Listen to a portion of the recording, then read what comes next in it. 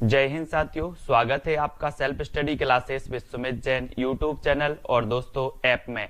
दोस्तों बहुत सारे स्टूडेंट को ऐप डाउनलोड नहीं करते बन रहा है या फिर कर भी लिया है तो कोर्स भी नहीं देख पा रहे हैं। तो मैं आज उनको बता दूं कि ये जो सेल्फ स्टडी क्लासेस इस प्रकार से जब आप प्ले स्टोर से करते हैं तो ये आपका वेल जो है आइकन उसमें लगा हुआ है ना। तो इस प्रकार से सेल्फ स्टडी क्लासेस आपको सर्च करना है और ऐसे आइकन में आपको ऐप मिलने वाला है। ठीक है, तो दोस्तों हम देखें कि प्ले स्टोर में आपको इस प्रकार से दिखेगा ये सेल्फ स्टडी क्लासेस। ठीक है, ये प्ले स्टोर में आपको सेल्फ स्टडी क्लासेस का ऐप दिखने वाला है। ठीक है, ये इमेज उसमें डली है, ये आइकन, ये लोगो उसमें डला है। ठीक है, अब दोस्तों इसको इंस्टॉल करना है, यहां से आप इंस्टॉल करेंगे। ठीक है, अब इंस्टॉल करेंगे तो वहां पर आपको नंबर मांगेगा, जीमेल नंबर मांगेगा, तो आपको ओटीपी आएगा, तो आप रजिस्टर करके आगे बढ़ेंगे। ठीक दोस्तों, आज का वीडियो हिंदी साहित्य का स्टार्ट हो चुका है और आज हम हिंदी साहित्य में बहुत सारे महत्वपूर्ण प्रश्नों पर चर्चा करने वाले हैं। रोज अपनी क्लास होती है रात्रि 9 बजे और सुबह 9:30 बजे। ठीक है, सुबह 9:30 बजे ट्रिकी वीडियो आता है और रात्रि 9 बजे हम टेस्ट सीरीज करते हैं। ठीक है, तो जो भी साथी अभी तक व्हाट्सएप ग्रुप से नहीं जुड़े हैं 9098609291 इस व्हाट्सएप ग्रुप से आपको जुड़ना है और वीडियो को लाइक और शेयर अवश्य करना है। ठीक है, तो स्टार्ट करेंगे दोस्तों आज का ये वीडियो। आंसू काव्य के रचनाकार कौन है? आंसू के बताना है आपको। सुमित्रा नंदन पंत हैं, सूर्यकांत त्रिपाठी निराला साहब हैं, या फिर जयशंकर प्रसाद या मैत्रीशरण गुप्त जी हैं। तो आपका राइट आंसर क्या हो जाएगा? आंसू काव्य की रचनाकार बताना है, यानी कि 130 का उत्तर बताना है। और बिल्कुल सही आंसर होगा कौन सा? जयशंकर प्रसाद, है ना। आंसू काव्य जो है वो किसका है? जयशंकर प्रसाद जी का है। और ये छायावाद के क्या माने जाते हैं? मधुराज यादव जी भी ज्वाइन बटन से जुड़ चुके हैं, धन्यवाद, है ना। आंसू काव्य के जो रचनाकार हैं जयशंकर प्रसाद हैं और सुमित्रा नंदन पंत जी, सूर्यकांत त्रिपाठी निराला जी, ये तीनों ही छायावाद के आधार स्तंभ हैं। मैत्रीशरण दोस्तों आपको पता है कि ये जो है राष्ट्र कवि हैं, दद्दा इनका उपनाम है ना। दद्दा और मधोप ये तो मैं कई बार बता चुका हूं, आपको रट भी गया होगा। ठीक है, और आंसू काव्य के रचनाकार हैं जयशंकर प्रसाद और छायावाद के प्रवर्तक भी इलाचंद्र जोशी ने इन्हें माना है। ठीक है, तो ये चीज भी आपको याद रखनी है। अगला क्वेश्चन आपको बताना है, चंदन विष व्यापत नहीं लिपटे रहत भुजंग प्रस्तुत पंक्ति के रचयिता कौन है? सूरदास जी हैं, बिहारी हैं, कबीर हैं या फिर रहीम हैं। चंदन विष व्यापत नहीं लिपटे रहत भुजंग, इस पंक्ति के रचयिता बताने हमें यहां पर। तो उत्तर क्या हो जाएगा? ज्वाइन बटन पर जाएं, आप ज्वाइन बटन पर क्लिक करें कुरैशी जी, है ना। और वहां पर आपको प्लान दिया होगा, आप प्लान देख लें, सिल्वर, गोल्ड और डायमंड, है ना। फिर आपको उसमें से आप किससे पेमेंट कर रहे हैं, पेमेंट का जो है विवरण भरना होता है। तो ज्वाइन बटन पर सबसे पहले तो क्लिक करना होता है। ठीक है, फिर आपको आगे की प्रोसेस करनी होती है। हाँ, आज तार सप्तक का जो वीडियो था उसमें कुछ प्रॉब्लम हो गई थी और रहीम यानी कि कल आपका तार सप्तक का वीडियो आ जाएगा। और यहाँ पर चंदन विष व्यापत नहीं, ये किसकी है? रहीम की है, यानी डी नंबर आपका बिल्कुल सही हो जाएगा, डी नंबर। ठीक है, अगला बताना, अमीय हलाहल मद भरे सेत श्याम रतनार जियत मरत झुक झुक परत जेहि चितबत एक बार, ये पंक्ति किसकी है? ये पंक्ति बतानी है आपको, किसकी है?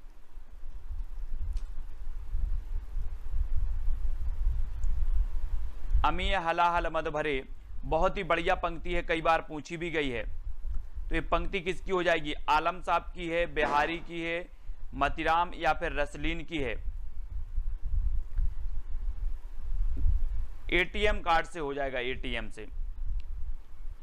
और प्रश्न क्रमांक आपको पता है, अमीय हलाहल मद भरे यानी कि रसलीन, रसलीन यानी कि जो बी नंबर है वो आपका बिल्कुल सही हो जाएगा। ठीक है, अब इसको कैसे याद करोगे दोस्तों? याद करने की सिर्फ ट्रिक बता रहा हूं, ठीक है, मैं अर्थ नहीं बता रहा हूं। अमीय, अमीय से आप लेंगे कि अमीय से अपन बोलते हैं ना आम, है ना, आम। और आम में क्या होता है? रस होता है, रस। आम में क्या होता है? रस होता है, तो रसलीन, है ना। अमीय हलाहल मद भरे, इस प्रकार से हमें ट्रिक भी देख लेना है, याद भी कर लेना है ना। अगला है, जब जब होए धर्म की हानि बाड़े असुर अधम अभिमानी प्रस्तुत पंक्ति के रचयिता कौन है? रसखान, बिहारी, तुलसीदास या फिर कबीर। 4 विकल्प हैं, 133 का उत्तर बताना है। देखो ज्वाइन मेंबर का आपको बता रहा हूं कि जितने भी ज्वाइन मेंबर हैं उनके कमेंट मुझे एक साथ मिलते हैं, जितने भी उनके कमेंट होते हैं वो मुझे एक साथ देखने को मिलते हैं। दूसरी बात, ज्वाइन वालों के लिए जो सेशन है वो अलग से चलेगा, यानी कि ज्वाइन मेंबर के जो वीडियो हैं वो केवल ज्वाइन मेंबर ही देख पाएंगे, दूसरे मेंबर नहीं देख पाएंगे, है ना। और तो ज्वाइन मेंबर के लिए और भी है, आपको आपका जो कमेंट है वो हाईलाइट होता है, आपको इमोजी दिया जाता है स्पेशल। और आपका बिल्कुल सही आंसर होगा तुलसीदास, जब जब होए धर्म की हानि बाड़े असुर अधम अभिमानी, यानी कि जो बी नंबर है वो बिल्कुल सही हो जाएगा। ठीक है, तुलसीदास जी के बारे में आपको पता है कि जो तुलसीदास जी हैं राम काव्य धारा के श्रेष्ठ कवि माने जाते हैं तुलसीदास जी, और बी नंबर आपका बिल्कुल सही होगा। परहित सरस धर्म नहीं भाई, पर पीड़ा सम नहीं अधमाई प्रस्तुत पंक्ति के रचयिता कौन है? रचयिता बताना है, रसखान जी हैं, बिहारी हैं, तुलसी हैं या फिर मीरा हैं। 4 विकल्प हैं, यानी कि 134 का उत्तर आपको बताना है। 134 में प्रश्न क्रमांक बताना है कि परहित सरस धर्म नहीं भाई, पर पीड़ा सम नहीं अधमाई।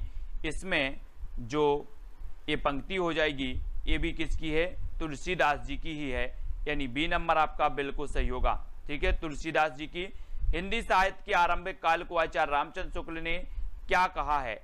आदि काल कह दिया, वीर गाथा, चारण काल, सिद्ध सामंत काल, क्या कह दिया है? और दोस्तों जो विवेक शंकर की बुक मैंने आपको बताई थी वो अवेलेबल हो गई है ऑनलाइन, है ना। ऑनलाइन जो है अवेलेबल है, तो ऑनलाइन आप लोग खरीद सकते हैं किसकी? विवेक शंकर की बुक को। ठीक है, तो हिंदी साहित्य के आरंभिक काल को आचार्य रामचंद्र शुक्ल ने जो नाम दिया वो नाम दिया वीरगाथा काल। आदि काल जो नाम दिया गया हजारी प्रसाद द्वारा, चारण काल जो नाम दिया गया राम कुमार वर्मा ग्रियर्सन द्वारा, और सिद्ध सामंत काल राहुल सांकृत्यायन द्वारा दिया गया। ठीक है, तो हिंदी साहित्य के आरंभिक काल को आचार्य रामचंद्र शुक्ल ने कहा है, तो वीरगाथा काल यानी कि जो सी नंबर है वो बिल्कुल सही हो जाएगा। ठीक है, सी नंबर। और अगला है वीरगाथा काल का कवि कौन सा नहीं है? अब वीरगाथा काल के कवि तो आप सभी को पता है, सारे कवि पता हैं। आप गणपति शालिभद्र सूरी से लेकर आप चंद बरदाई तक सारे के सारे कवि आपको पता है। और आपका बिल्कुल सही आंसर क्या हो जाएगा? वीरगाथा काल के जो कवि नहीं है, जैसे आपने पढ़ा था कि जो नामदेव है, नामदेव ये भक्ति काल के माने जाते हैं, मधुकर हैं, जगनेक हैं, यानी कि आपका उत्तर बी नंबर बिल्कुल सही हो जाएगा। ठीक है, बी नंबर बिल्कुल सही होगा। तो नामदेव ये वीरगाथा काल के कवि नहीं है और बी नंबर बिल्कुल सही है। और अगला क्वेश्चन आपकी स्क्रीन पर है कि वीरगाथा काल के सर्वश्रेष्ठ कवि कौन माने जाते हैं? वीरगाथा काल के सर्वश्रेष्ठ कवि चंद्रबरदाई, जगनेक, दलपति विजय या फिर विद्यापति, कौन माने जाते हैं? सर्वश्रेष्ठ बताना है यहाँ पर। और दलपति विजय, इनकी एक खुमाण रासो रचना है, कौन सी है? खुमाण रासो, खुमाण रासो है। जगनेक की तो आला खंड आपको पता है, ठीक है, परमाल रासो जिसे कहा जाता है। विद्यापति की 3 प्रमुख रचनाएं कौन सी हैं? पदलता पताका। चंद्रबरदाई की तो पृथ्वीराज रासो आपको पता ही है।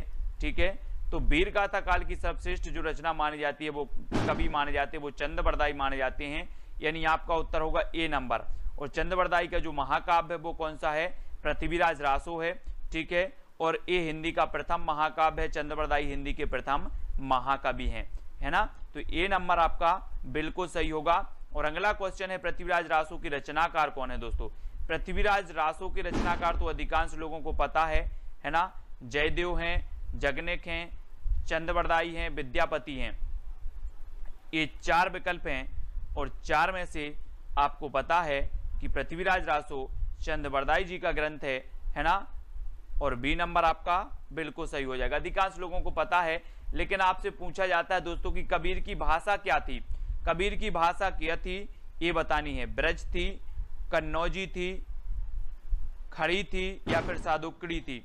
कौन सी थी? कबीरदास की जो भाषा थी वो भाषा कौन सी थी? यानी कि प्रश्न क्रमांक 139 का उत्तर बताना है। और दोस्तों इस सादुकड़ी भाषा किसने कहा है? कबीरदास की भाषा को सादुक्कड़ी भाषा किसने कहा है? कबीरदास जी की जो भाषा मानी जाती है वो सादुक्कड़ी मानी जाती है, लेकिन इसे सादुक्कड़ी किसने कहा? प्रश्न क्रमांक 139 का आपका उत्तर बताना है। सादुक्कड़ी इसे किसने कहा है, आपको ही उसका चयन करना है और बताना है। तब आपका बिल्कुल सही आंसर क्या होगा? नयन जो देखा कमल सा निर्मल नीर शरीर, हसत जो देखा हंसबा दसन ज्योति नगहीर। ये पंक्ति किसकी है? बहुत ही बढ़िया पंक्ति है। ये पंक्ति आपको बतानी है तुलसीदास जी की है, जायसी की है, जयशंकर प्रसाद जी की या कबीरदास जी। बहुत ही बढ़िया पंक्ति है, आपको बताना है। नयन जो देखा कमल सा निर्मल नीर शरीर, हसत जो देखा हंसबा दसन ज्योति नगहीर। हाँ, वेरी गुड। शुक्ल जी ने सादुक्कड़ी भाषा कहा है, बिल्कुल याद रख लेना है। हमने पढ़ा था कि पंचमेल खिचड़ी कहा था किसने? श्याम सुंदर दास ने। कबीर की भाषा को पंचमेल खिचड़ी। सादुक्कड़ी कहा रामचंद्र शुक्ल ने, ठीक है। बाणी का डिक्टेटर कहा हजारी प्रसाद द्विवेदी ने। ये क्वेश्चन हमेशा पूछे जाते हैं और यहां पर आपका सही उत्तर होगा जायसी, ठीक है। जायसी यानी कि जो सी नंबर है वो बिल्कुल सही है, जायसी बिल्कुल सही हो जाएगा। नयन जो देखा कमल सा निर्मल नीर शरीर, हसत जो देखा हंसबा दसन ज्योति नगहीर, जायसी जी की पंक्ति है। और जायसी जी का एक काव्य है, कौन सा काव्य है दोस्तों? कौन सा है? पद्मावत, है ना, पद्मावत है। और पद्मावत इनका श्रेष्ठ महाकाव्य और हिंदी का प्रथम प्रमाणिक महाकाव्य भी माना जाता है पद्मावत, ठीक है। तो याद रखना है।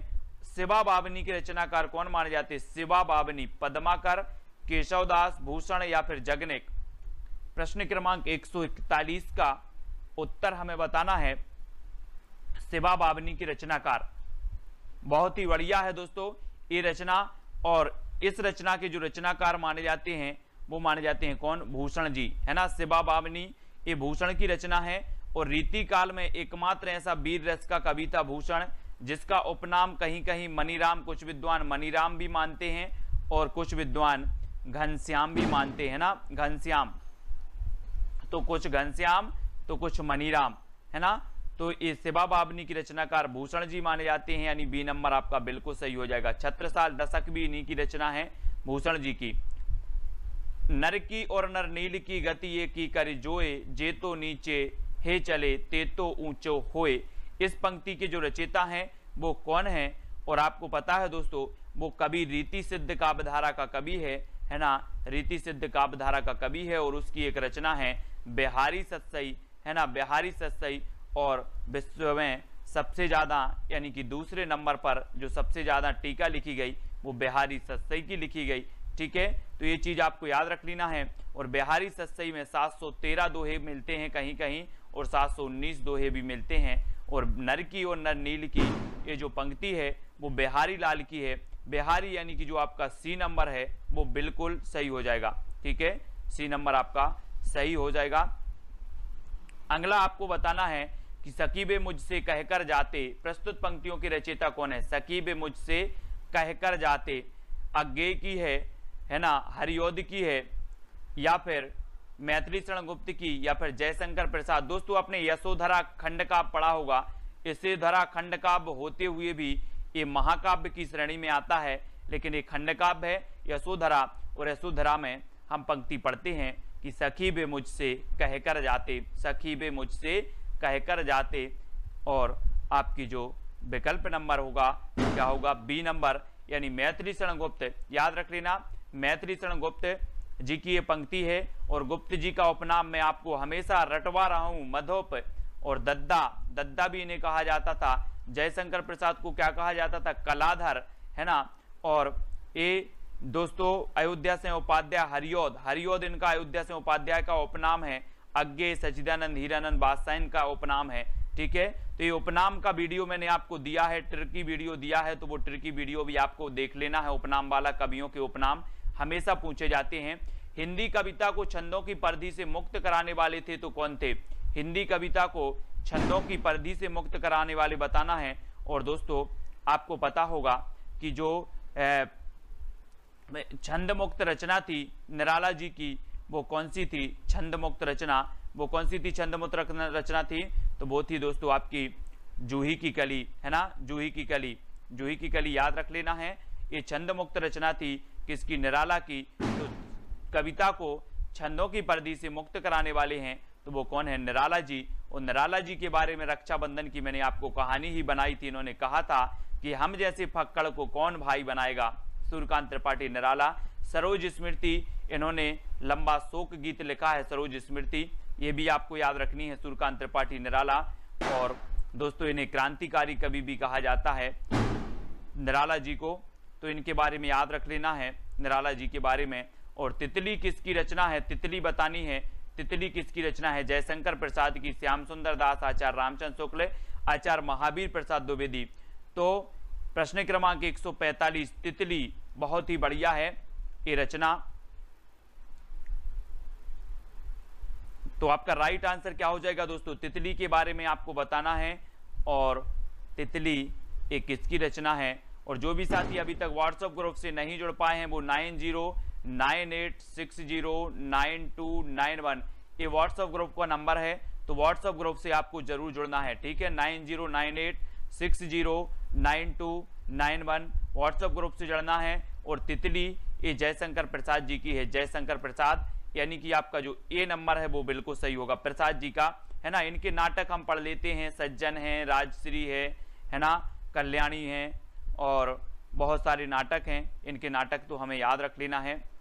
हाँ, कंकाल, तितली और इरावती, कंकाल, तितली और इरावती ये इनके उपन्यास हैं, बहुत बढ़िया। किसके उपन्यास हैं, ये उपन्यास हैं प्रसाद जी के, कंकाल, तितली और इरावती, इनको याद रखेंगे। और अतीत के चलचित्र के रचयिता कौन है, अतीत के चलचित्र, हाँ बताना है, अतीत के चलचित्र रचनाकार कौन है। और दोस्तों आपको बताना है कि कंकाल, तितली और इरावती में जो अधूरा उपन्यास है वो कौन सा है, जयशंकर प्रसाद जी का। इन तीनों में से बताना अधूरा उपन्यास कौन सा है। और अतीत के चलचित्र ये जो रचना है ये किसकी है, मैंने आपको पढ़ाया था, याद करवाया था, क्या करवाया था कि अतीत के गर्त से आपको कौन निकालेंगी, कौन निकालेंगी, महादेवी जी, महादेवी जी निकालेंगी। तो महादेवी वर्मा, अतीत के चलचित्र यानी कि महादेवी वर्मा। और सी नंबर आपका यहाँ पर बिल्कुल सही हो जाएगा, ठीक है। हाँ, इरावती अधूरा है, अंकुर जी, वेरी गुड। इरावती क्या है, अधूरा उपन्यास है जयशंकर प्रसाद जी का, इरावती। तो इरावती को याद रखना है। और अगला क्वेश्चन है आपका, पल्लव की रचयिता कौन है, पल्लव, पल्लव बताना है दोस्तों। छायावाद का मैनिफेस्टो इसे कहा जाता है, छायावाद का घोषणा पत्र इसे कहा जाता है। पल्लव को एक कई बार रचना पूछी गई है। और सुमित्रानंदन ये पंत की है, निराला की है, जयशंकर प्रसाद की है, या फिर महादेवी वर्मा की है। तो आपका राइट आंसर क्या हो जाएगा, कमलेश पाल जी, पल्लव की रचयिता। और सभी लोग ज्वाइन मेंबर जरूर बनेंगे, ज्वाइन बटन को जरूर दोस्तों आपको क्या करना है, खरीदना है ना। और ज्वाइन मेंबर आप बन सकते हैं चैनल के, ठीक है। तो ज्वाइन मेंबर बने। और सुमित्रानंदन पंत की रचना है पल्लव, ठीक है। इनकी युगवाणी है, ग्राम्या है, ग्रंथि है, ठीक है। पंत की प्रकृति के चितेरे कवि इन्हें कहा जाता है, यानी कि आपका उत्तर होगा विकल्प नंबर ए नंबर आपका बिल्कुल सही हो जाएगा। और जो भी साथी व्हाट्सएप ग्रुप से नहीं जुड़े हैं वो प्लीज व्हाट्सएप और टेलीग्राम ग्रुप से जुड़ जाएं, जहां पर आपको जॉय सर निरंतर टेस्ट करवाते हैं, है ना, टेलीग्राम ग्रुप में। तो आपको व्हाट्सएप ग्रुप से जुड़ना है। व्हाट्सएप ग्रुप में मैंने आपको नंबर दे ही दिया है, 9098609291। इस नंबर पर आप करेंगे तो आपको लिंक मिल जाएगी तुरंत ही व्हाट्सएप और टेलीग्राम की। तो चिंतामणि के जो रचयिता माने जाते हैं वो कौन माने जाते हैं, चिंतामणि ये रामचंद्र शुक्ल जी का है, यानी कि जो सी नंबर है वो बिल्कुल सही है। और एक क्वेश्चन पूछा जाता है दोस्तों कि मनोविकार पर आधारित जो निबंध लिखे हैं, मनोविकार पर आधारित वो किसने लिखे हैं, तो वो शुक्ल जी ने लिखे हैं, है ना। जैसे करुणा की बात करें, करुणा भी इनका है, शुक्ल जी का, मनोविकार पर आधारित है। और यहाँ पर सी नंबर चिंतामणि आपका बिल्कुल सही हो जाएगा, ठीक है, सी नंबर। और अगला है जन्मेजय का नाग यज्ञ किसकी कृति है, ये जन्मेजय का नाग यज्ञ नाटक है दोस्तों। और ये नाटक किसका है ये बताना है, सेठ गोविंद दास का है, जयशंकर प्रसाद जी का है, या फिर लक्ष्मी नारायण लाल का, ये फिर गोविंद बल्लभ पंत का है। कौन सा, जन्मेजय का नाग यज्ञ, ये कृति बतानी है, बहुत ही बढ़िया कृति है और पूछी जाती है, कई बार पूछी गई है दोस्तों। और आपको पता है कि यहां पर एक शब्द आया है नांग। कौन सा शब्द आया है? नांग। और नांग आपको पता है किसके गले में पड़ा रहता है? शंकर जी के। तो कौन होंगे? जयशंकर प्रसाद। बोले नांग आया है और नांग शंकर जी के गले में है, तो जयशंकर प्रसाद, यानी कि बी नंबर आपका बिल्कुल सही हो जाएगा। ठीक है, बी नंबर। अगला है, हम दीवानों की क्या हस्ती है, आज यहाँ कल वहां चले, है ना, मस्ती का आलम साथ चला, हम धूल उड़ाते जहां चले। प्रस्तुत पंक्ति के रचयिता कौन है? पंक्ति के बताना है। सियाराम शरण गुप्त हैं, भगवती चरण वर्मा हैं, सुभद्रा कुमारी चौहान या रामधारी सिंह दिनकर हैं। और मैंने आपको बताया है कई बार कि हम दीवाने हैं किसके? भगवती के। हम किसके दीवाने हैं? भगवती के दीवाने। आप बोलते ना कि दीवाना तेरा आया बाबा तेरे मंदिर में, इस प्रकार से माता तेरा मंदिर, इस प्रकार से एक बहुत ही बढ़िया भजन है, देवी गीत है ना। तो हम दीवानों की क्या हस्ती है, आज यहाँ कल वहां चले, मस्ती का आलम साथ चला। तो ये भगवती चरण वर्मा, यानी कि जो बी नंबर है वो बिल्कुल सही हो जाएगा। ठीक है, अगला है, सबसे पहले अपनी आत्मकथा हिंदी में किसने लिखी? सबसे पहले यहां पर विकल्प अनुसार बताना है दोस्तों आपको, है ना। 4 विकल्प हैं, 4 विकल्पानुसार इनमें से, निम्नलिखित में से सबसे पहले अपनी आत्मकथा हिंदी में किसने लिखी, ये चीज आपको बतानी है। 4 विकल्प हैं। कुछ लोग तो कंफ्यूज हो जाते हैं कि यहाँ सबसे पहले आत्मकथा लिखी राजेंद्र प्रसाद ने, है ना, ऐसे बता देते हैं। लेकिन आपको पता है कि हिंदी की प्रथम आत्मकथा कौन सी मानी जाती है? अर्ध कथानक, है ना, अर्ध कथानक मानी जाती है। कौन की मानी जाती है अर्ध कथानक? बनारसी दास जैन जी की मानी जाती है। ठीक है, अर्ध कथानक। और दोस्तों ये आत्मकथा हिंदी में किसने लिखी? तो सत्य की खोज लिखी है किसने? राजेंद्र प्रसाद ने। सत्य की खोज, तो सत्य की खोज डी नंबर आपका बिल्कुल सही होगा। अर्ध कथानक हिंदी की प्रथम आत्मकथा बनारसी दास जैन की मानी जाती है। और अबला जीवन हाय तुम्हारी यही कहानी, आंचल में है दूध और आंखों में पानी, ये पंक्ति किसकी है? बहुत ही बढ़िया है।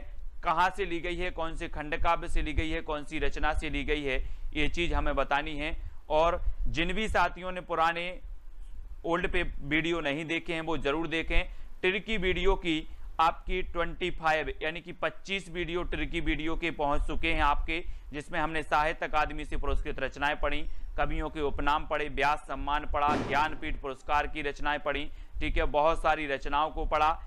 और वो ट्रिकी वीडियो आपके अमेजिंग वीडियो हैं, बहुत ही बढ़िया वीडियो हैं। और अबला जीवन हाय तुम्हारी यही कहानी, आंचल में है दूध और आंखों में पानी, ये तो कई बार पंक्ति पूछी गई यशोधरा की। यशोधरा यानी कि जो सी नंबर आपका बिल्कुल सही हो जाएगा, है ना, ये यशोधरा की है।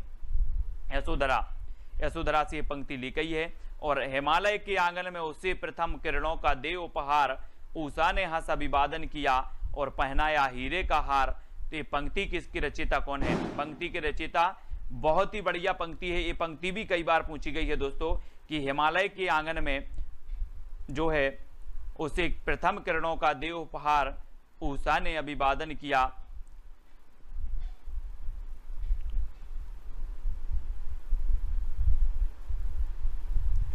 तो 153 और 153 का आपका बिल्कुल सही आंसर जो हो जाएगा वो हो जाएगा कौन सा? जयशंकर प्रसाद। हिमालय के आंगन में उषा प्रथम किरणों का देव उपहार। हिमालय आया है दोस्तों, हिमालय पर्वत, ऐसे ही कैलाश पर्वत था, हिमालय पर्वत, कैलाश पर्वत, है ना। और कैलाश पर्वत पे जाकर कौन बैठ गए थे? शंकर जी तपस्या करने बैठ गए थे। तो हिमालय पर्वत आ रही है, हिमालय की बात आ रही है, कैलाश पर्वत और हिमालय पर्वत एक पर्वत हैं। और जयशंकर जी बैठ गए थे, तो ये शंकर जी प्रसाद, जयशंकर प्रसाद का होगा।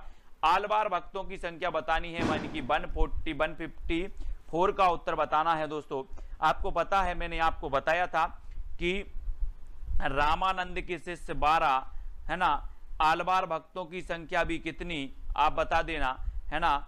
और साकेत में जो आपके ग्रंथ है, साकेत में जो आपके सर्ग हैं वो भी आपके 12 हैं, है ना। और 12 बार आ रहा है, तो यहां पर भी 12 आया है, 12 को कर दो 12, तो क्या हो जाएगा? 12। आलवार भक्तों की संख्या 12, यानी कि बी नंबर बिल्कुल सही हो जाएगा। ठीक है, 12 आया है और बार आ रहा है, और बार मतलब 12। ठीक है, 12 है आलवार भक्तों की संख्या। याद रखेंगे, भक्ति का सर्वप्रथम उल्लेख कहां मिलता है दोस्तों? भक्ति का वेदों में मिलता है, सूक्त में मिलता है, उपनिषद में मिलता है, या इनमें से कोई नहीं? कहां पर मिलता है भक्ति का सर्वप्रथम उल्लेख बताना है? और आपने तो वेद तो आपने पढ़े हैं, वेद 4 वेद होते हैं, ऋग्वेद सबसे प्राचीन वेद माना जाता है ना, सभी लोगों ने पढ़े हैं। और भक्ति का जो सर्वप्रथम उल्लेख मिलता है तो वो मिलता है उपनिषद में। कहां पर मिलता है? उपनिषद, यानी कि जो आपका बी नंबर है उपनिषद बिल्कुल सही हो जाएगा। भक्ति का उल्लेख मिलता है आपका उपनिषद में, ठीक है, बी नंबर बिल्कुल सही है। नेक्स्ट है संत काव्यधारा को ज्ञानाश्रयी किस विद्वान ने कहा है? बहुत ही बढ़िया प्रश्न है दोस्तों। आप सभी लोगों ने पढ़ा है कि संत काव्यधारा जो है, जिन्हें ज्ञानाश्रयी शाखा भी कहा जाता है, भक्ति काल की एक काव्यधारा है, ठीक है। और एक काव्यधारा को जो ज्ञानाश्रयी शाखा कहा है तो वो किसने कहा है, ये चीज बतानी है। यानी कि प्रश्न क्रमांक 156 का उत्तर बताना है। 4 विकल्प हैं, 4 आलोचक हैं थे, और चारों में से आपका जो उत्तर जा रहा है वो क्या जा रहा है कि आचार्य रामचंद्र शुक्ल, इन्होंने ज्ञानाश्रयी शाखा कहा दोस्तों इसे, ठीक है। और ये नंबर आपका बिल्कुल सही होगा। संत काव्यधारा को ज्ञानाश्रयी कहने वाले जो विद्वान थे वो थे शुक्ल जी। संत शब्द को सतसाम्य किसने माना है? संत शब्द को सतसाम्य मानने वाले जो विद्वान थे वो कौन थे? डॉक्टर पीताम्बरनाथ बर्थवाल थे, आचार्य शुक्ल थे, डॉक्टर नगेंद्र थे, या परमेश्वर चतुर्वेदी थे? कौन थे संत शब्द को सतसाम्य मानने वाले? बहुत ही बढ़िया प्रश्न है। और संत शब्द को सतसाम्य मान लिया, और वो माना है किसने? परमेश्वर चतुर्वेदी ने सतसाम्य माना संत शब्द को। और दोस्तों हम क्या मान लेते हैं? संतों को परमेश्वर की उपमा दे देते हैं, और परमेश्वर चतुर्वेदी आपका डी नंबर बिल्कुल सही हो जाएगा, ठीक है, डी नंबर सही होगा। पीताम्बर, डॉक्टर पीताम्बरनाथ बर्थवाल के अनुसार गोरखनाथ के ग्रंथों की संख्या कितनी है? यानी कि 58। डॉक्टर पीताम्बरनाथ बर्थवाल के अनुसार गोरखनाथ के ग्रंथों की संख्या बतानी है। 12 है, 14 है, 13 है, या फिर 12 है। आपने पढ़ा होगा दोस्तों कि जो आपका नाथ पंथ था, नाथ पंथ, और नाथ पंथ के जो प्रवर्तक माने जाते हैं मतेंद्र नाथ माने जाते हैं, और प्रमुख जो माने जाते हैं गोरखनाथ माने जाते हैं मतेंद्र नाथ के। मच्छेंद्रनाथ, मतेंद्रनाथ, ये उन्हीं के उपनाम हैं। और मच्छेंद्रनाथ के जो शिष्य थे वो गोरखनाथ थे, ठीक है। और गोरखनाथ के जो ग्रंथों की संख्या मानी वो कितनी मानी है? 14 मानी है। किसने? पीताम्बर नाथ बर्थवाल साहब ने 14 मानी है। यानी कि आपका उत्तर क्या हो जाएगा? विकल्प नंबर सी या फिर सा नंबर बिल्कुल सही हो जाएगा, ठीक है। अगला क्वेश्चन है हठ योग दर्शन की व्याख्या इनमें से किसने की है? हठ योग दर्शन की गोरखनाथ ने की है, सरहपा ने की है, लुईपा ने की है, इनमें से कुछ किसी ने भी नहीं की। हठ योग दर्शन की व्याख्या करने वाले जो विद्वान हैं वो कौन है? 4 में से चयन करना है। सभी लोग लाइक जरूर करेंगे। कल सुबह आपका तार सप्तक का वीडियो आएगा, है ना, तार सप्तक का जो कवि हैं उनका टिरकी वीडियो आएगा सुबह 9:30 बजे, और रोज रात्रि 9 बजे अपनी ये क्लास होती है, अध्ययन करते हैं बहुत सारी चीजों का।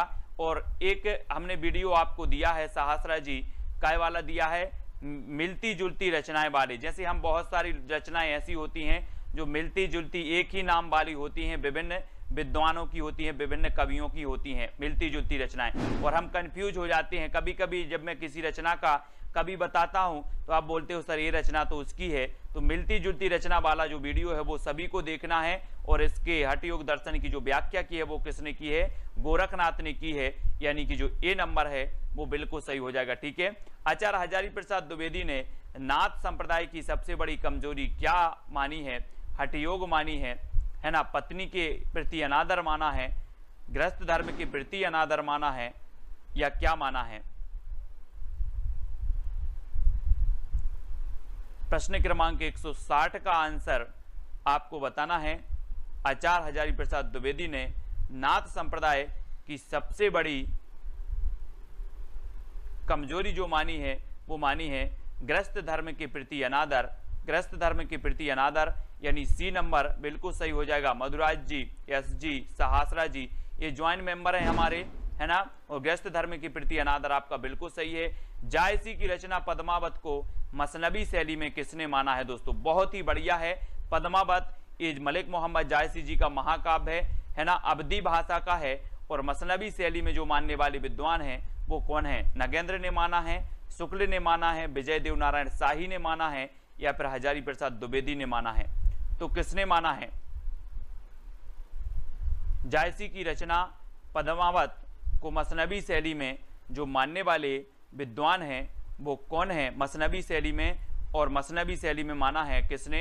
शुक्ल जी ने। आचार्य रामचंद्र शुक्ल ने पद्मावत की जो शैली माना है वो मसनवी शैली, और ये अवधी भाषा का महाकाव्य है। ठीक है, याद रख लेना, हिंदी का प्रथम प्रमाणिक महाकाव्य भी यही माना जाता है, पद्मावत। ठीक है, तो ये चीज भी याद रखनी है। कबीर की रचनाओं के संकलनकर्ता कौन है? कबीर की रचनाओं के संकलनकर्ता धर्मदास हैं, नाभादास हैं, श्याम सुंदर दास हैं, या इनमें से कोई नहीं है? बहुत ही बढ़िया प्रश्न है दोस्तों। और यहाँ पर आप हम पढ़ते हैं कि जो नाभादास जी हैं, नाभादास जी, इनकी एक रचना है भक्तमाल, जो आपकी हमेशा पूछी जाती है, कई बार पूछी जाती है। ठीक है, भक्तमाल नाभादास की रचना है। और कबीर की रचनाओं के जो संकलनकर्ता माने जाते हैं वो कौन माने जाते हैं? धर्मदास। धर्मदास यानी कि आपका जो आ नंबर है वो बिल्कुल सही हो जाएगा। धर्मदास कबीर की रचनाओं के संकलनकर्ता माने जाते हैं। ए नंबर बिल्कुल सही है। किस प्रकार की भक्ति का संबंध विशिष्टाद्वैत से है? विशिष्टाद्वैत से बताना है। विशिष्टाद्वैत बाद के जो प्रवर्तक माने जाते हैं वो कौन माने जाते हैं दोस्तों? विशिष्ट हैं कौन? रामानुजाचार्य। रामानुजाचार्य माने जाते हैं, है ना, विशिष्टाद्वैत के और श्री संप्रदाय के। और मैंने संप्रदाय भी आपको याद करवाए हैं, दर्शन भी याद करवाए हैं, सिद्धांत भी याद करवाए हैं, तो वीडियो जरूर देख लेना। और किस प्रकार की भक्ति का संबंध विशिष्टाद्वैत से है? तो विशिष्टाद्वैत से जो संबंध है दोस्तों वो दास भाव, दास भाव यानी कि आपका बी नंबर है वो बिल्कुल सही हो जाएगा। और हम पढ़ लेते हैं कि दास भाव, है ना, दास भाव की जो भक्ति है, दास भाव की भक्ति, वो दास भाव की जो भक्ति है वो तुलसीदास जी की है ना, तुलसीदास जी की है। और सखा भाव की जो भक्ति है, सखा भाव की, ये सूरदास जी की है। और माधुर भाव की जो भक्ति है वो मीराबाई की है। ये भक्तियां भी कई बार पूछी गई हैं, मीराबाई की माधुर, है ना, तुलसीदास की दास भाव और सूरदास की सखा भाव की, है ना। याद रखना, रीति मुक्त कवि कौन नहीं है? रीति मुक्त कवि बताना। रीति मुक्त, रीति सिद्ध और रीतिबद्ध, बिहारी, ठाकुर, बोधा या फिर घनानंद, इनमें से चार में से बताना है कि रीति मुक्त कवि कौन नहीं है। प्रश्न क्रमांक 164 है और 164 का आपका बिल्कुल सही है कि जो ठाकुर हैं, बोधा हैं, घनानंद हैं, ये तो सभी रीति मुक्त हैं, लेकिन बिहारी रीति सिद्ध काव्यधारा के कवि हैं। और यानी कि एक नंबर आपका बिल्कुल सही हो जाएगा, ए नंबर आपका बिल्कुल सही हो जाएगा। ठीक है, बिहारी जी। और रीति काल को कलाकाल किसने कहा है? बहुत ही बढ़िया प्रश्न है। कलाकाल जो कहने वाले हैं वो कौन है, है ना। श्रृंगार काल तो मैंने आपको बताया था कि विश्व में लोग श्रृंगार करते हैं, विश्व के लोग श्रृंगार करते हैं, तो विश्वनाथ त्रिपाठी ने श्रृंगार काल कहा, है ना। और दोस्तों जो कलाकाल कहा वो किसने कहा है? तो याद रख लेना है किसने कहा है, जल्दी बताओ। कलाकाल कहा है भागीरथ मिश्र ने। भागीरथ मिश्र यानी कि जो आपका विकल्प नंबर बी है वो बिल्कुल सही होगा। ठीक है। और अलंकृत काल किसने कहा है? अलंकृत काल मिश्र बंधुओं ने। अलंकृत काल मिश्र बंधुओं ने। श्रृंगार काल विश्वनाथ ने, है ना। और कला काल कहा भागीरथ मिश्र ने, यानी कि जो बी नंबर है वो बिल्कुल सही हो जाएगा। ठीक है, मिश्र साहब ने, है ना, इसे कला काल कहा। बी नंबर बिल्कुल सही है, राइट आंसर है। और अगला क्वेश्चन है अखरावट किसकी रचना है? अखरावट, है ना, अखरावट बताना है। अखरावट, पद्मावत ये रचनाएं हैं, तो वो रचनाएं किसकी हैं, है ना। और ये रचनाएं मानी जाती हैं दोस्तों किसकी? मलिक मोहम्मद जायसी साहब। जायसी यानी कि जो विकल्प नंबर 1 आपका बिल्कुल सही हो जाएगा। और जायसी सूफी काव्यधारा के प्रमुख कवि माने जाते हैं और अखरावट इन्हीं की रचना है, ये चीज भी याद रखनी है। ठीक है, सूरदास जी कृष्ण काव्यधारा के प्रमुख, तुलसीदास जी राम काव्यधारा के प्रमुख, कबीर संत काव्यधारा के प्रमुख और जायसी सूफी काव्यधारा के प्रमुख, ये तीनों ही शाखाएं चली दोस्तों किसमें? भक्ति काल में। और अखरावट रचना आपसे पूछी गई तो अखरावट आपने बता दी कि सर ये तो जायसी जी की है, यानी कि ये नंबर आपका बिल्कुल सही हो जाएगा। अपनी रचना में समुद्र का वर्णन करने वाले एकमात्र कवि कौन है? बहुत ही बढ़िया प्रश्न है। अपनी रचनाओं में समुद्र का वर्णन करने वाले एकमात्र कवि कौन है? कबीरदास जी, तुलसीदास जी, जायसी या फिर सूरदास जी। मोस्ट इंपॉर्टेंट आईएमपी क्वेश्चन है। प्रदीप जी, है ना, कंचन जी। प्रश्न क्रमांक 167 का जो उत्तर आपका सही होगा वो होगा जायसी। अपनी रचना में समुद्र का वर्णन करने वाले जो कवि माने जाते हैं वो माने जाते हैं जायसी। और बी नंबर आपका बिल्कुल सही हो जाएगा। वही भावना के क्षेत्र में रहस्यवाद है, ये कथन किसका है, ये चीज हमें बतानी है। 4 विकल्प हमारे सामने मौजूद हैं, ठीक है। तो सभी लोग वीडियो को लाइक कर देंगे, शेयर कर देंगे। और जो दर्शन के क्षेत्र में अद्वैत है, वही भावना के क्षेत्र में रहस्यवाद है, ये कथन किसका है, आचार्य शुक्ल जी का है, डॉक्टर नगेंद्र का है, आचार्य हजारी प्रसाद द्विवेदी का है, या फिर रामकुमार वर्मा का है। तो आपका राइट आंसर आपको बताना है 4 विकल्पों के माध्यम से। उत्तर क्या हो जाएगा? अपने ग्रुप में मैसेज चल रहा था, है ना, किसी ने विवेक शंकर की बुक के बहुत 4, 5, 6 प्रश्न डाले थे और बहुत ही बढ़िया बुक है, मैंने भी वो प्रश्न देखे थे, है ना। और YouTube में भी इस बुक का मैंने रिव्यू लिया और बुक का देखा, तो बहुत ही बढ़िया बुक है। इसमें सन भी दिए हैं, तो क्रमबद्ध अध्ययन भी आपका होगा, ठीक है। तो स्टार्ट करेंगे और आपका इसका सही उत्तर होगा डॉक्टर नगेंद्र। डॉक्टर नगेंद्र यानी कि जो आपका बी नंबर है वो बिल्कुल सही हो जाएगा, ठीक है। जो दर्शन के क्षेत्र में अद्वैत है, वही भावना के क्षेत्र में रहस्यवाद है, ये नगेंद्र जी की बहुत ही बढ़िया ये परिभाषा दी है, यानी बी नंबर आपका बिल्कुल सही हो जाएगा। दीपश्री जी, सहासरा जी, यस जी, ये हमारे ज्वाइंट मेंबर जुड़ चुके हैं, इनके लिए बहुत बहुत धन्यवाद। और जो भी साथी ज्वाइंट मेंबर बनना चाहते हैं चैनल के, वो ज्वाइंट मेंबर अवश्य बने, ठीक है। और जानकी मंगल की जो भाषा है वो क्या है, मैंने आपको बताई थी दोस्तों कि जहां पर मंगल आए और जहां पर राम आए, वो अवधी भाषा की रचनाएं हो जाती हैं तुलसीदास जी की। तुलसीदास जी की 12 प्रमाणिक रचनाएं मानी गई दोस्तों, है ना।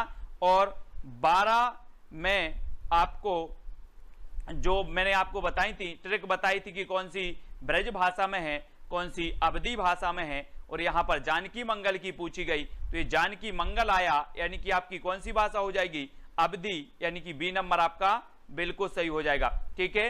अलंकार पंचाशिका किसकी रचना है? बहुत ही बढ़िया प्रश्न है, मतीराम का, है ना, या फिर बोधा, घनानंद, आलम, ये किसकी रचना है दोस्तों? अलंकार पंचाशिका आपको बताना है। मधुराज जी ने गोल्ड प्लान खरीदा है, किसने?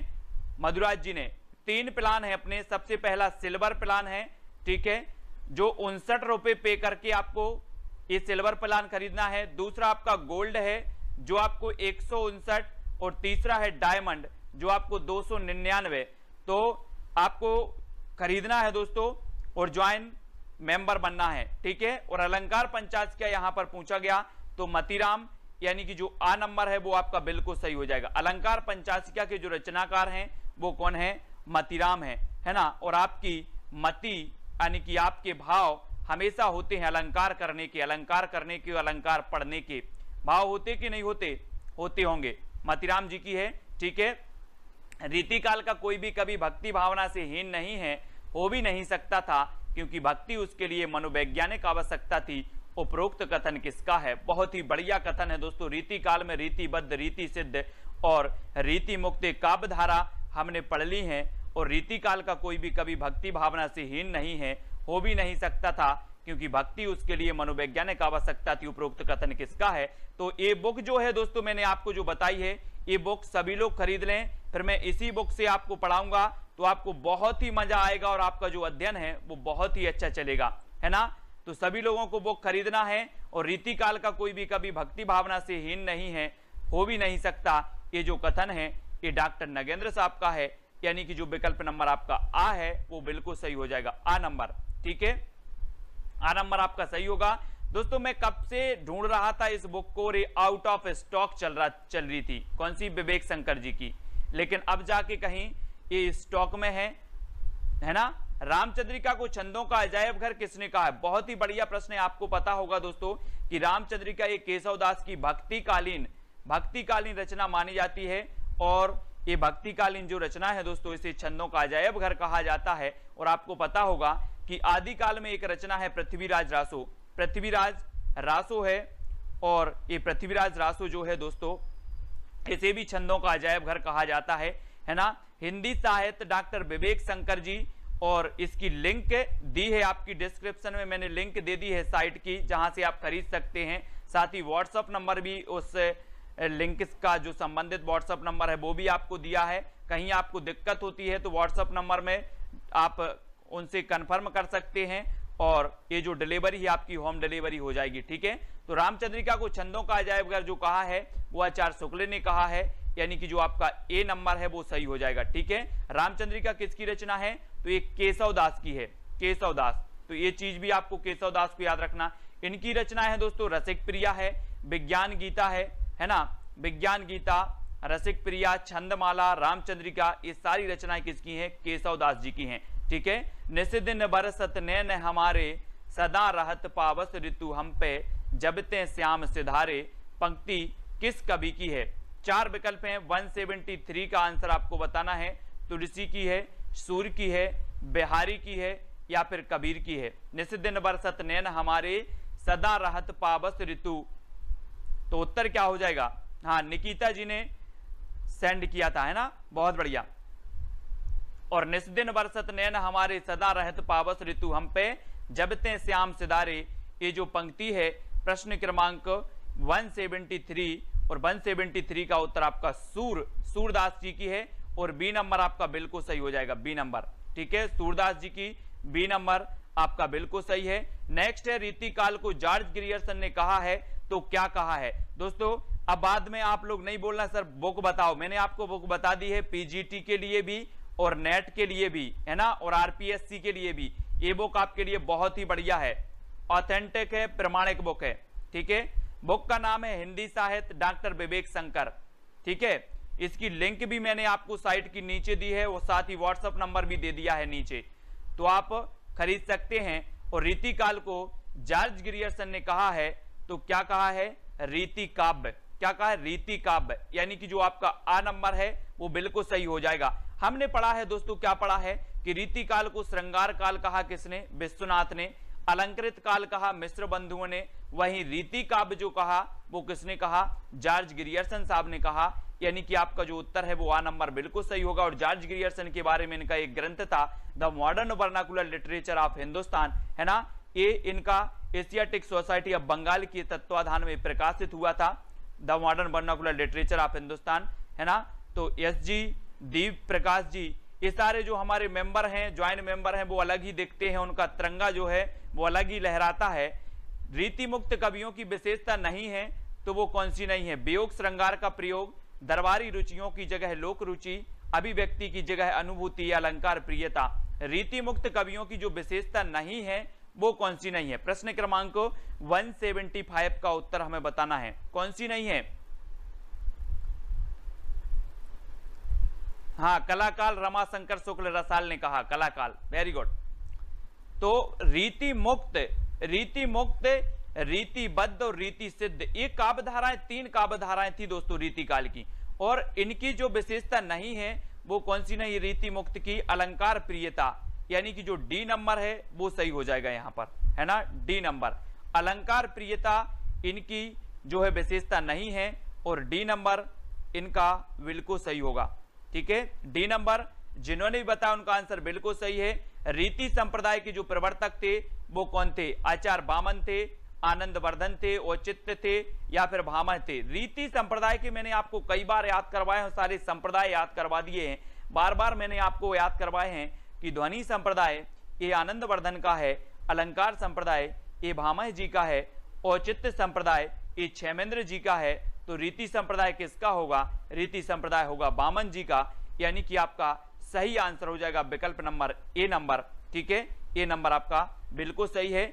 बिहारी के काव्य को हाथी दांत के टुकड़ों पर महीन पच्चीकारी का नाम दिया, बहुत ही बढ़िया है दोस्तों, ये किसने दिया? बहुत ही बढ़िया प्रश्न है कि बिहारी के काव्य को हाथी दांत के टुकड़े पर महीन पच्चीकारी का नाम किसने दिया है, या महीन पच्चीकारी का नाम देने वाले जो विद्वान हैं वो कौन? आचार्य रामचंद्र शुक्ल जी हैं, हजारी प्रसाद द्विवेदी हैं, या फिर रामकुमार वर्मा, या फिर नगेंद्र हैं।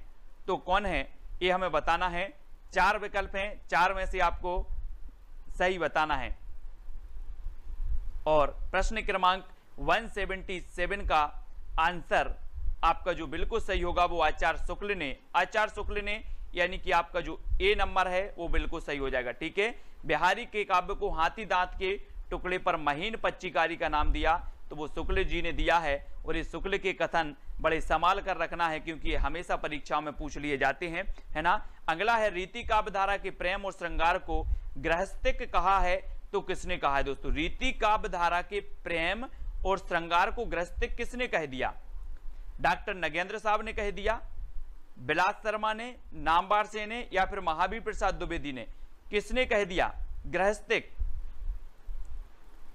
और अब जब रीति काल में बहुत सारे लोगों ने प्रेम और श्रृंगार की बात की, वहीं एक कवि था भूषण, जिसने वीर रस की जो है काव्य रचना की है, और भूषण का नाम घनश्याम और मनीराम था, जो हम आपको हमेशा बताते हैं, यानी कि आप तक रट गया होगा। और जो डॉक्टर नगेंद्र हैं, रीति काव्यधारा के प्रेम और श्रृंगार को गृहस्थिक कहा है, तो डॉक्टर नगेंद्र ने कहा है, यानी कि जो आपका आ नंबर है वो बिल्कुल सही हो जाएगा। ए नंबर आपका बिल्कुल सही होगा।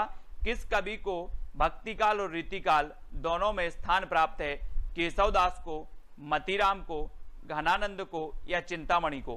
किसको है दोस्तों भक्तिकाल और रीतिकाल दोनों में स्थान प्राप्त? प्रश्न क्रमांक 179 का उत्तर आपको बताना है, और 179 का आपका बिल्कुल सही आंसर होगा कि केशवदास। केशवदास यानी कि जो आपका ए नंबर है वो बिल्कुल सही हो जाए। किस कवि को भक्तिकाल और रीतिकाल दोनों में स्थान प्राप्त है? तो वो है केशवदास को, क्योंकि इनकी जो केशवदास जी की रामचंद्रिका रचना है, रामचंद्रिका है ना, ये जो रचना है दोस्तों रामचंद्रिका, ये बहुत ही बढ़िया है और ये भक्तिकालीन मानी जाती है। छंदों का अजायब घर भी इसे कहा जाता है। ठीक है, तो केशवदास आपका ये नंबर बिल्कुल सही हो जाएगा, किसी का भी गलत नहीं होना चाहिए। बिल्कुल सरल प्रश्न है, लेकिन छंदमाला रचना हमेशा पूछी जाती है। ये किसकी है? भिखारीदास की है। भिखारीदास की तो हमने काव्य निर्णय, काव्य श्रृंगार निर्णय, ये भिखारीदास की पढ़ी थी रचनाएं। चंद्रबरदाई की तो हमने पढ़ी है, महाकाव्य इनका पढ़ लिया। पृथ्वीराज रासो, मैत्री शरण गुप्त के भी हमने पढ़े हैं, भारत भारती, साकेत, खंड काव्य भी इनका पढ़ा है मैत्रेय गुप्त का। तो छंदमाला जो रचना है ये किसकी है? केशवदास, है ना। केशवदास यानी कि आपका उत्तर सी नंबर, सा नंबर बिल्कुल सही हो जाएगा। केशवदास की रचना का नाम है छंदमाला, और विकल्प नंबर जो आपका सी है वो बिल्कुल सही हो जाएगा। ठीक है, सी नंबर। और भारत 8वां विश्व हिंदी सम्मेलन कहाँ हुआ था? दोस्तों जो हिंदी सम्मेलन है वो आपको याद रखना है, पहला, दूसरा, तीसरा, चौथा, ये हिंदी सम्मेलन आप सभी को याद रखने, यहां से क्वेश्चन पूछे ही जाते हैं।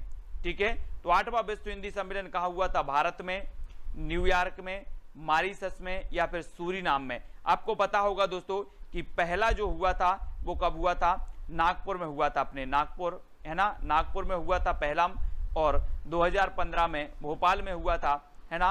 और 8वां विश्व हिंदी सम्मेलन जो हुआ था वो न्यूयॉर्क में हुआ था, यानी कि आपका जो विकल्प नंबर बी है न्यूयॉर्क, न्यूयॉर्क आपका बिल्कुल सही हो जाएगा। एक शहर है अमेरिका का न्यूयॉर्क, जहां पर यूनिसेफ का मुख्यालय है। किसका मुख्यालय? यूनिसेफ का, ये न्यूयॉर्क में है, और बी नंबर आपका यहां पर बिल्कुल सही होगा। ठीक है, ये 8वां विश्व हिंदी सम्मेलन न्यूयॉर्क में हुआ।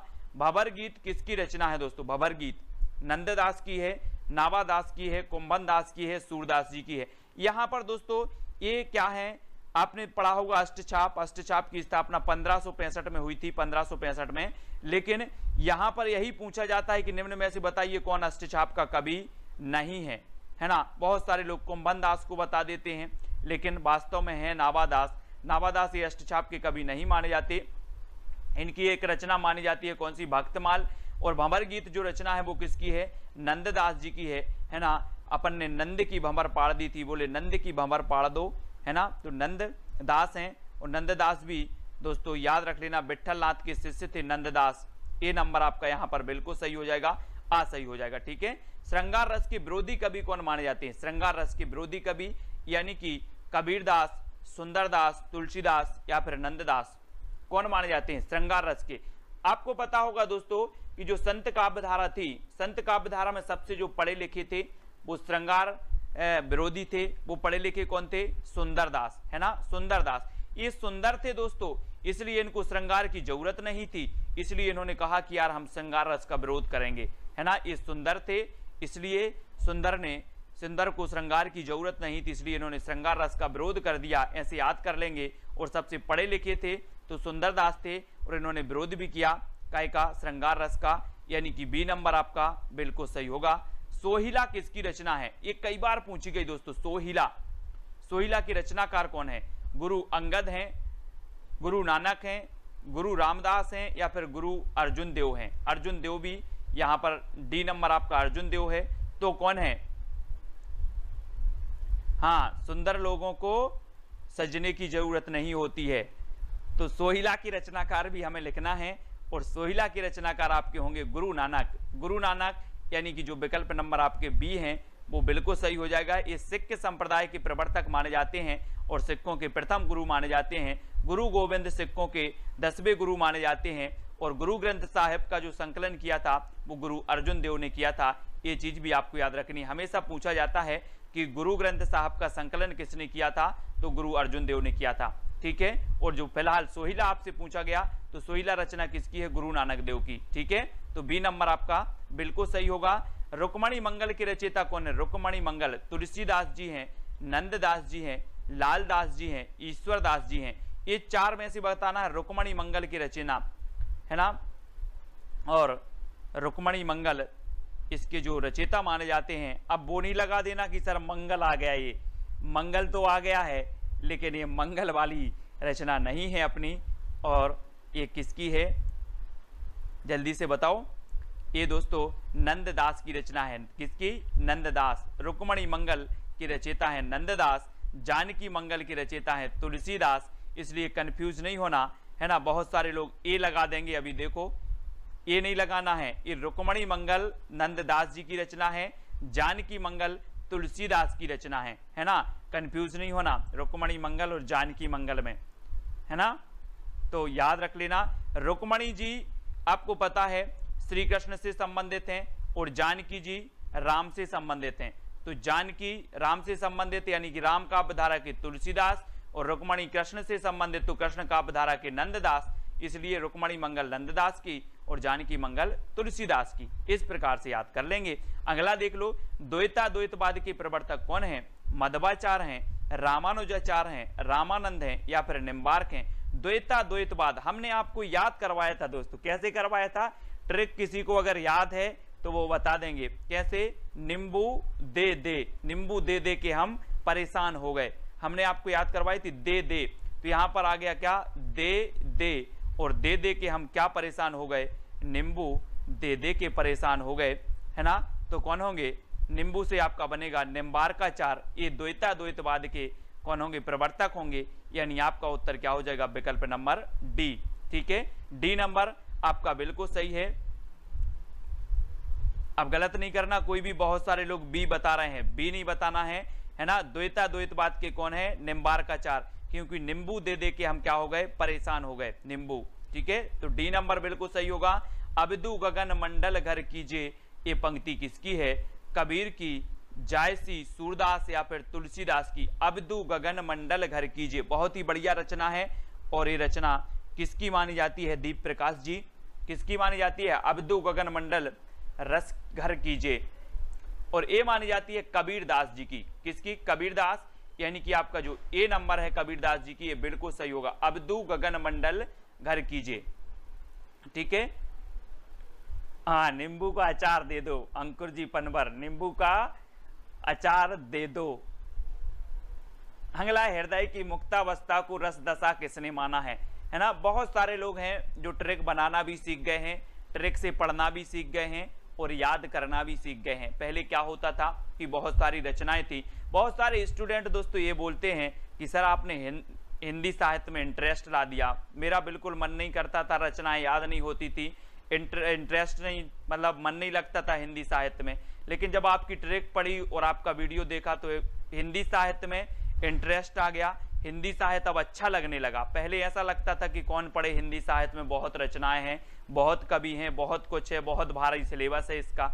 लेकिन अब क्या है कि अच्छा लगने लगा और याद होने लगा और लगता है कि पढ़ते ही रहें, ऐसा। ठीक है, तो हृदय की मुक्तावस्था को रस दशा किसने माना? आचार्य शुक्ल ने, डॉक्टर नगेंद्र ने, डॉक्टर हजारी प्रसाद द्विवेदी या फिर राम कुमार वर्मा ने। तो हृदय की मुक्तावस्था को रस दशा, रस हम पढ़ते हैं दोस्तों कि जो 8 रस हैं, 8 रस माने भरत मुनि ने, 9वां रस जोड़ दिया शांत रस, फिर भक्ति रस और फिर दोस्तों आपका वात्सल रस, वात्सल का चितेरा कवि सूरदास जी, है ना। तो यश जी, मधुराज जी, प्रदीप जी, है ना। हृदय की मुक्तावस्था को रस दशा यानी कि आचार्य शुक्ल ने कहा, यानी कि जो आ नंबर है वो आपका बिल्कुल सही हो जाएगा। हृदय की मुक्तावस्था को रस दशा किसने माना है? तो आचार्य शुक्ल जी ने माना है, ये नंबर आपका बिल्कुल सही होगा। पश्चिमी हिंदी की भाषा नहीं है तो क्या नहीं है दोस्तों। 189 का उत्तर बताना है दोस्तों। हिंदी साहित्य बहुत सारे लोग पढ़ते हैं, बहुत सारे स्टडी मटेरियल भी होता है, बहुत सारा चीज, लेकिन अगर आप इंटरेस्ट से पढ़ो, कुछ अलग पढ़ो, हटके पढ़ो, हंस के पढ़ो, मजाक करके पढ़ो, वो चीज आपको याद हो जाती है। आप थ्योरी पढ़ रहे हो, है ना, पढ़ते जा रहे हो तो आपको याद नहीं होता। अगर आप कुछ उसमें मिर्ची मसाला भरते हो तो आपको वो चीज हमेशा के लिए याद हो जाती है ना। अपने व्यवहारिक ज्ञान में जोड़ते हो, अपने पारिवारिक ज्ञान में जोड़ते हो, जहां पर हम रोज खेलते हैं, उछलते हैं, कूदते हैं, वो चीज आप स्टडी में करते हो तो निश्चित ही वो चीज याद हो जाती है। और पश्चिमी हिंदी का मैंने आपको याद करवाया था कि कानों के खड़ी बुंदेली ब्रजभान हरि के पास। कानों से आपका बन जाता है कन्नौजी, खड़ी से बन जाता है खड़ी बोली, ब्रज से बनता है ब्रज भाषा, बुंदेली से बुंदेली, हरी से हरियाणवी, और हरियाणवी को बांगरू भी कहा जाता है, खड़ी बोली को कोरबी भी कहा जाता है। इन सारी को लिखना है दोस्तों। और यहाँ पर नहीं है पूछा गया है तो आपको पता है कि जो अवधी है, अवधी ये पूर्वी हिंदी की भाषा है। और अवधी की मैंने आपको याद करवाई थी कि अब छत्तीसगढ़ी, अवधी, बघेली और छत्तीसगढ़ी, ये तीनों भाषाएं पूर्वी हिंदी की हैं, है ना। ये कोड भूल नहीं जाना, एक क्वेश्चन आपका हर एग्जाम में बनता है। पूर्वी हिंदी पश्चिमी हिंदी से हर एग्जाम में एक क्वेश्चन बनता है ना। ये आपको याद रखना है।